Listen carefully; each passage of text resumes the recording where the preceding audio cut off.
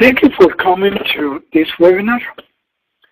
I'm going to present to you the power of becoming your own banker, the power of redirecting your payments towards an entity that you own and control, turning liabilities into assets, financing as a wealth creation strategy.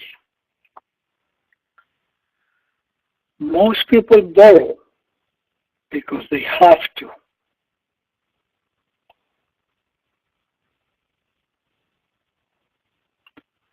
Wealth creators borrow because they can't, because they want to. An introduction to the benefits of becoming your own banker. The way you finance your life always impacts your wealth, for better or for worse. The first principle to increasing your wealth is to understand the power of your cash flow. Everything that we do economically is finance. Everything that we buy involves financing. We either pay somebody else for the use of their money, or we give up the interest that our money could have earned had we not decided to spend it.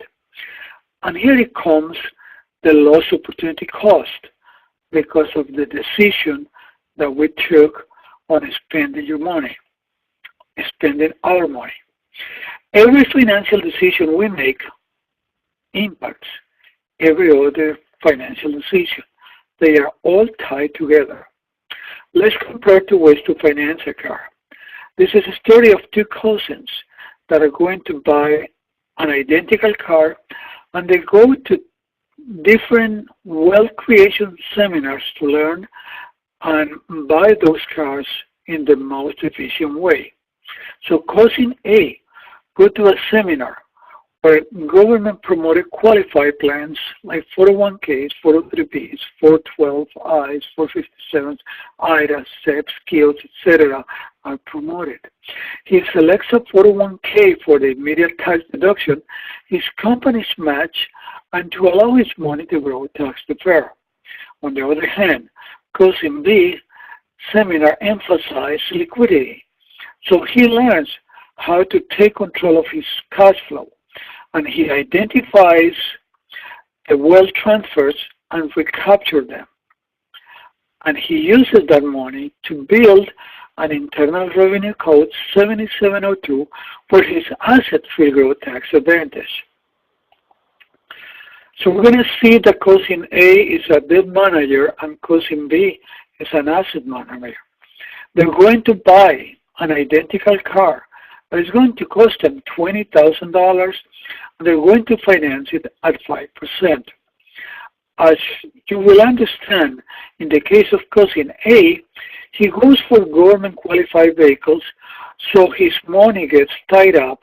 He has no liquidity, so he has to go to the corner bank to borrow the $20,000, and he commits to make monthly payments of $461.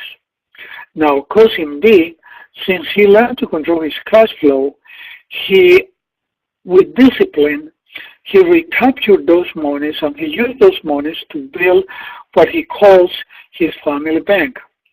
Now, he also borrows the $20,000 from the family bank and finance it at 5%. So he also commits to make monthly payments to his family bank of $461. So after 4 years of payments, they have a depreciated beat-up car that it has a value of $9,000. But they both produce $22,108, representing $20,000 to repay the money that they borrow, and $2,108 the interest that allows them to use this money. Now for cousin A, that money goes into the rat hole. He sends that money to the bank, he doesn't see that money anymore. For cousin B, this money represents an asset because all that money, all those payments that he makes come back to an entity that he owns and controls to his family bank. So along with the $9,000 of the depreciated car, he has a total of $31,108. So he's feeling pretty good. He's on cloud nine. On the other hand, cousin A has only $9,000 to show, and the only thing that he has done is make the rat hole grow. Now think about this. Every time that you make a payment, finance or lease to a bank, or when you pay cash to a bank, do you ever see this money again?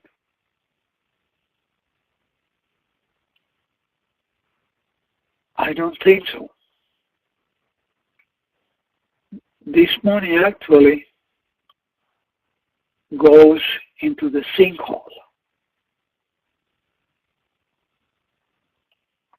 What would happen if you own the bank? This is how it would happen. With every payment that you make to the bank, that replenishes the amount, and all that money goes back to your bank instead of their bank. Now, you will earn triple interest in your money. Triple compound interest. First, you earn interest in the money that you deposit or you pay to your bank. Second, you earn money on the interest that you would have paid to other banks. And third, you earn interest on that interest. So when you finance your next car, you will either increase your network or decrease it. Then you either will be a debt manager like cousin A or an asset manager like cousin B. You have a choice. So hopefully you make the right one.